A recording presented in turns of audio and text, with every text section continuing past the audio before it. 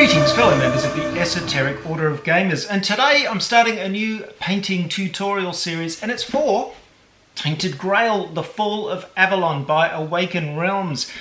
It took a long time to get to me, but when it did, wow, what an amazing package this thing is. This is the core set. It came with lots of other extra content, and there is so much storytelling goodness in this game. I can't believe it.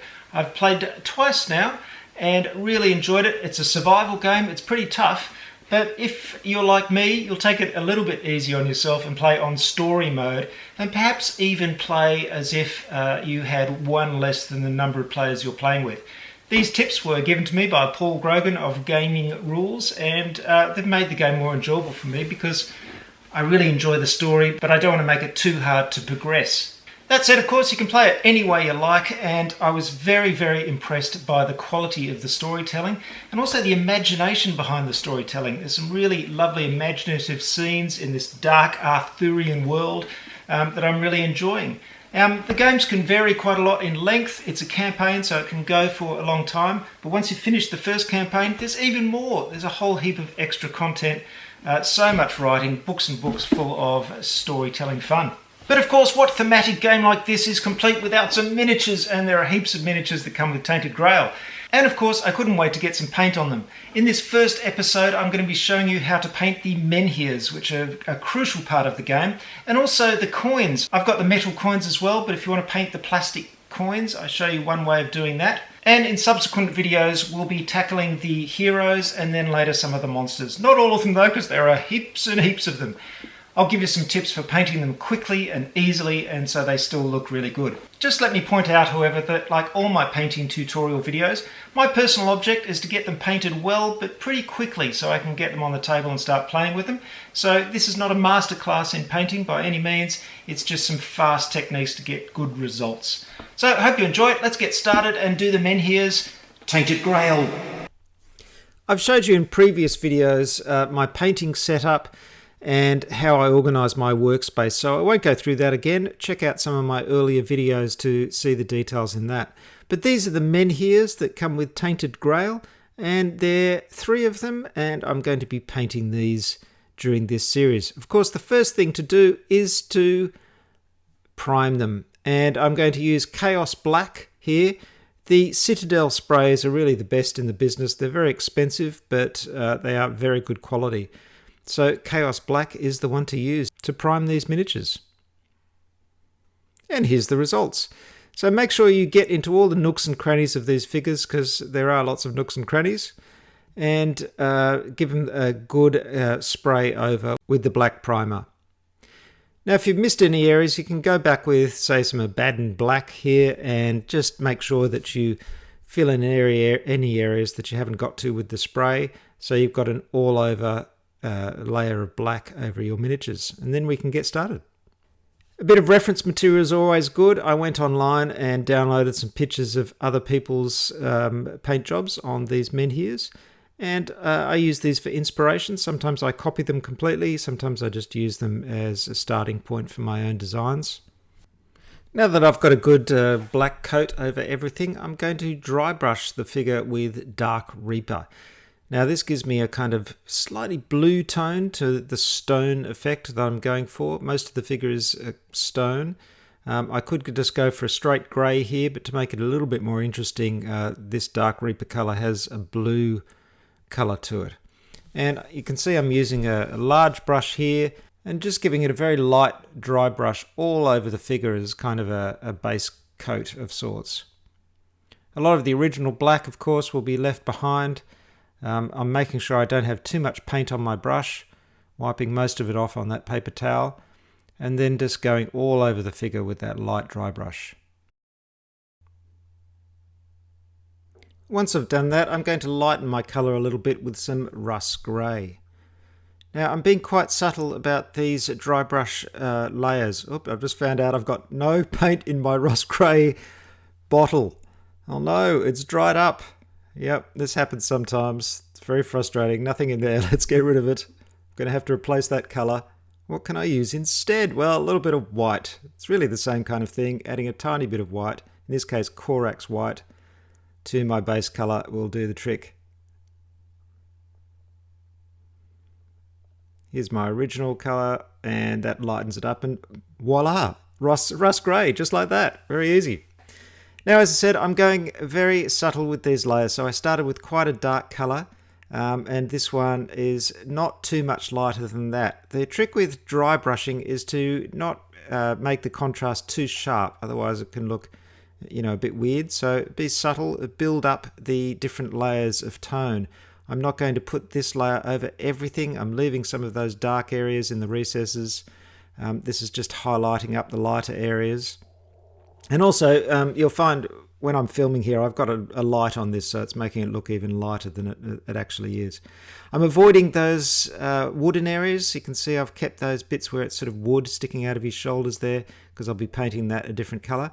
So I'm just running this lighter grey, bluey color over the stone areas where light would hit the topmost areas, and not trying to get it too much into the recesses. Here you can see the results on all three of the menhirs after I've done that stage. Just a little bit more on the faces to make them pop out. Now I'm going to start working on the wooden areas, and for this I'm using Steel Legion Drab, a fantastic colour. I use this quite a lot. And Dryad Bark. Dryad Bark and Steel Legion Drab are great browns. I use them a lot. So I'm starting off with the dark brown, which is the Dryad Bark, and I'm just dry brushing that over the wooden areas.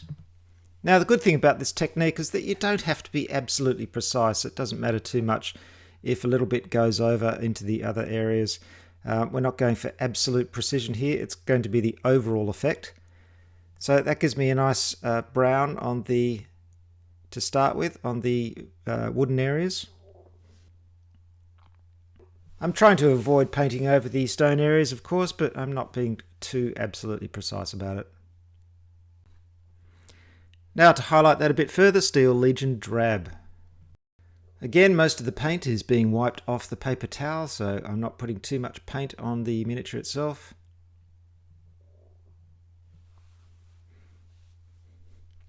And just highlighting the edges of that brown area, leaving some of the shadow areas so I get a nice level of contrast going. Pretty subtle bit of dry brushing there. These kind of miniatures are just great for dry brushing because there's all that lovely detail in there which just pops out when you do a dry brush. But always when you're dry brushing, just make sure not to put too much paint on your brush. You don't want to clog up any of the detail areas. You just want to put a little bit of paint on the raised parts. Now I'm going to add some Ashabti Bone to the Steel Legion Drab and go even a little bit lighter on it. Brushing most of that off and then just doing the tips of the wooden areas. This gives it a nice sense of scale.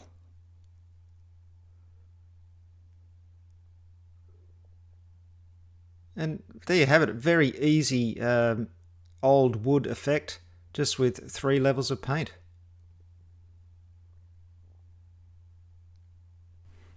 Okay, now we've done the basic colour of everything. I want to concentrate on the details a bit more and these flame areas. So I've got a nice range of paints here: Mephiston Red, Troll Slayer Orange, Uriel Yellow and White Scar. And that gives me my red to orange to yellow to white transitions for all the flames, because we've got some candles and exposed flames on the miniatures, and they're going to nicely pop out from this dark background. So I'm roughly dry brushing, again not putting too much paint on the brush, around the area where all the flames are, whether there are candles or whatever, any exposed flames. So the red is going to be all the sort of reflected light from the candle reflecting on everything around it. So this is quite a rough dab of paint. Again, a lot of it's been wiped off on the paper towel, but it's a pretty good coverage of paint as the basis. And the red, of course, is the what would you call it? The extreme edge of the light. And then as we get closer to the actual flame itself, we'll get brighter and brighter until we go right up to white. So you can see there's some candles in the corner here, down under the robes, just painting around it and just giving that reflected light in the area around the flame itself.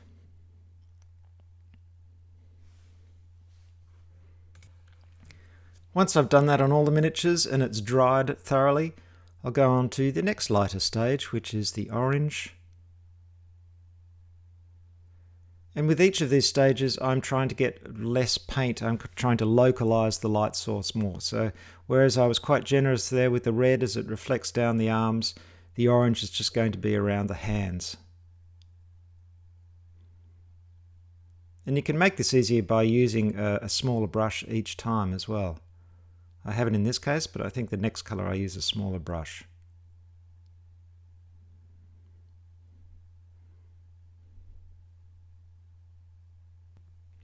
Now I'm on to the yellow. Again, everything's dried. No, I'm still using that size brush. Wipe most of it off.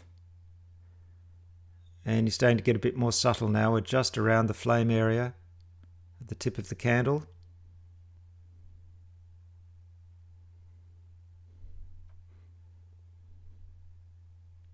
Now, of course, you could do all this kind of stuff with airbrushes and get this fancy, perfect graduation, but I kind of like the grittiness of dry brushing for something like this. Sometimes I find that airbrush effects can look a little bit fake. They're kind of a bit too clean.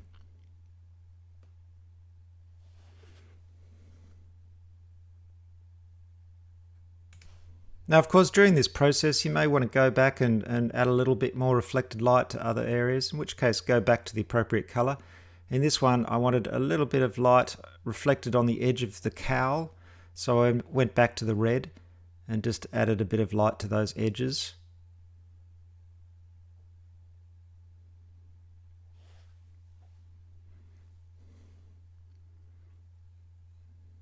Here I've done it again on this one, a little bit of red on the arms and the edge of the cowl, just to give it a bit of drama, sense of drama, and a little bit of red light reflected down on the top of the cowl as well.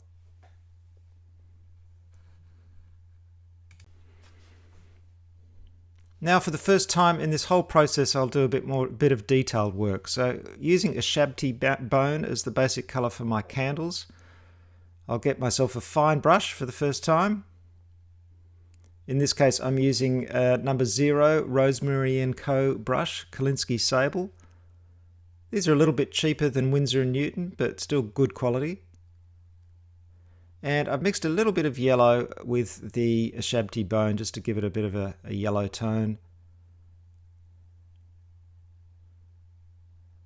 till I'm happy with that kind of color.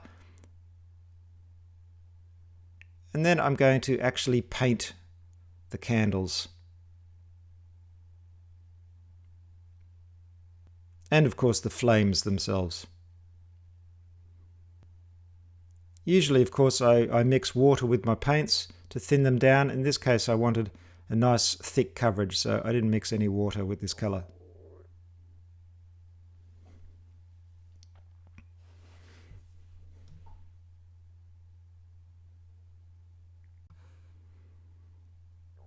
Here I'm painting the candles in the little holders that are hanging from the wood that's coming from the figure's back.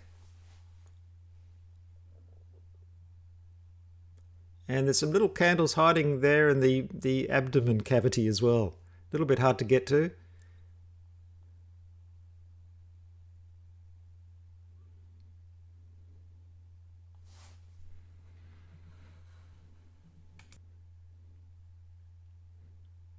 And of course the large candle that he's holding aloft.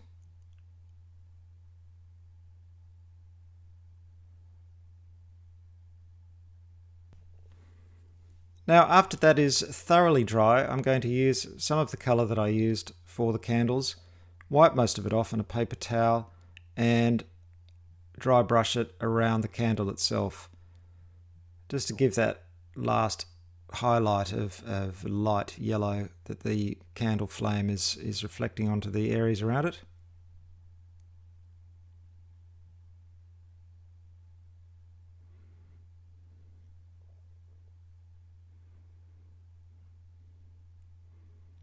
Try and be subtle with the application of this.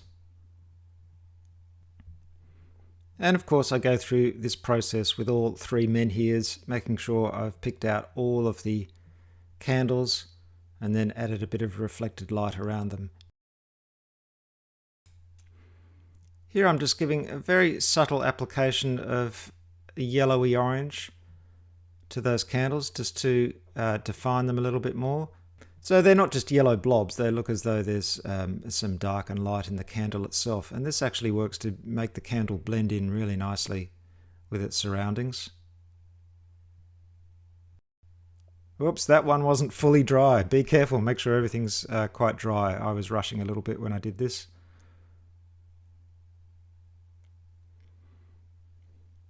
But I found this little bit of orange at the end really made a difference, especially when dry brushed on the candle itself. Gave the candle some depth. Let's go close up on that candle so you can see what I mean.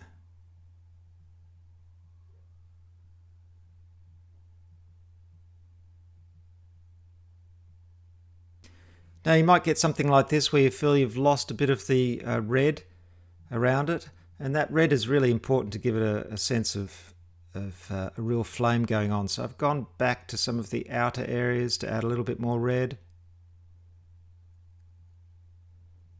Just wipe it off if you apply too much. And you can see that instantly looks more realistic if it's got a little bit more red around the border. Just remember not to overdo it. Now a bit of white scar mixed in with my existing yellow mixture. So I've got a very, very light yellow. And just pick out the flames of the candles. And maybe a little bit of highlighting along the top of the edge of the candle.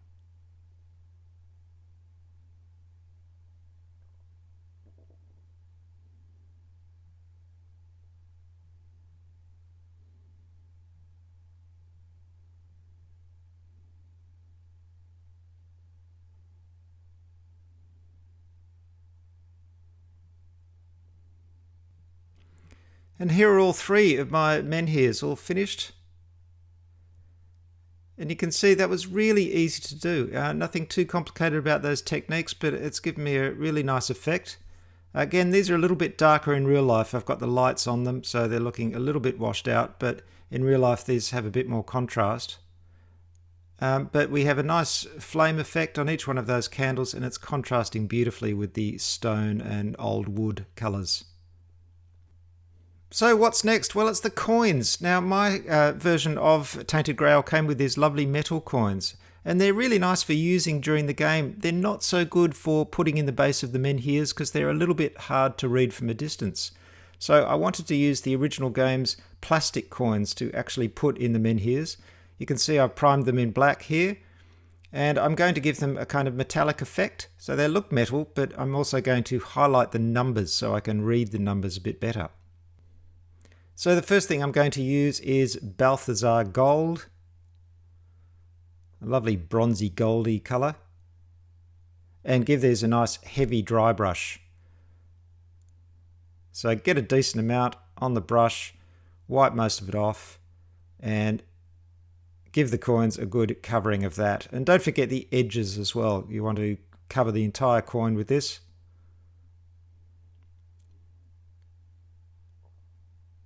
Just leave a tiny bit of the black for contrast, but really you're getting it over the whole thing.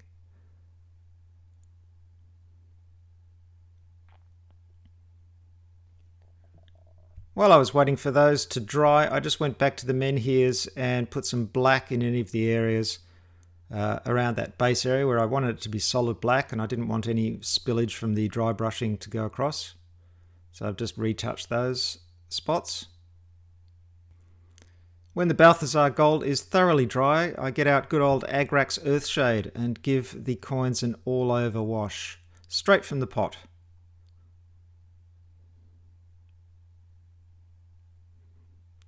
Pretty generous amount of wash over them there, but as always, make sure it doesn't pool too much in areas where you don't want it to pool. You can always wipe the wash off your brush on a paper towel and then soak up any extra if it pools too much. But I'm doing a pretty solid wash over these. Again, don't forget the edges. Make sure they're thoroughly dry and then get out your Sycorax Bronze, which is a nice highlight colour for this. As you can see, it's gone pretty lumpy in the pot, but I'm only using it as a dry brush, so that doesn't matter. Wipe most of it off on a paper towel and put a light dry brush over the top of your coins.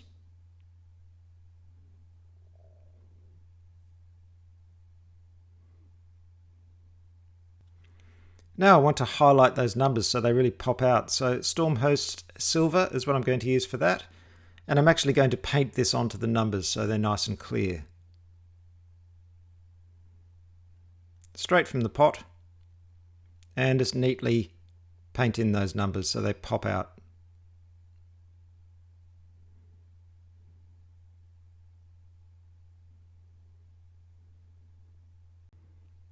And of course, don't forget to do both sides.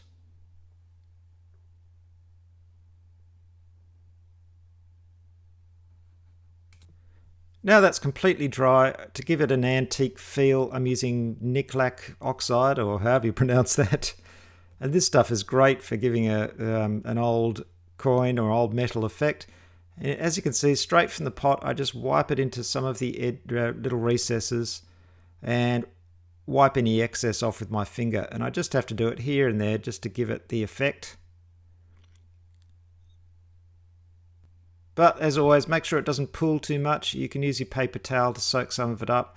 You just want a little bit of this sitting in the deepest recesses of the coin.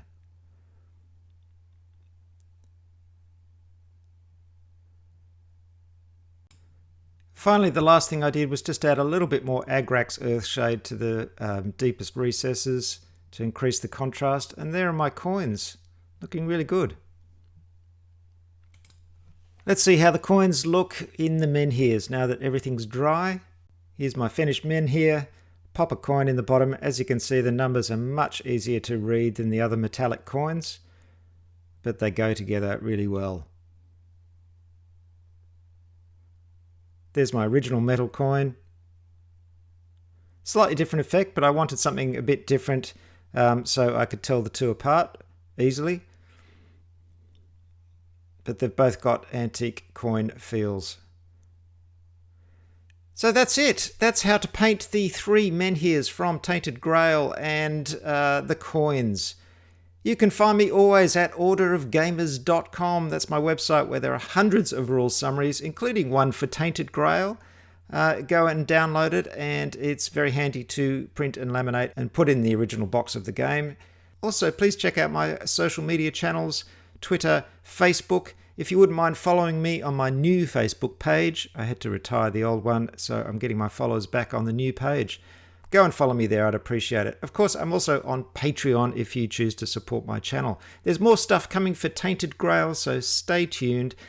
Next, I'll be getting on to the character miniatures and showing you how I paint those up. Thanks very much for watching. Hope you've enjoyed this. I'll see you next time.